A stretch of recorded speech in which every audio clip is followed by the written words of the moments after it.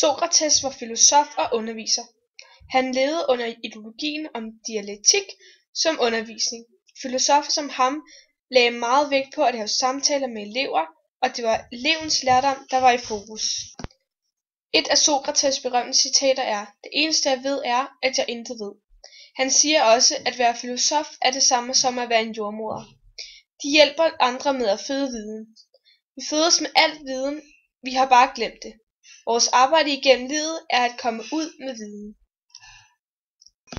I 399 f.Kr. blev den her 70-årige Sokrates stillet for retten anklaget for blasfemi og for at forføre ungdommen. Det skyldes, at Sokrates troede på, at man skulle lægge vægt på, at man som lærer skulle hjælpe den unge for visdom.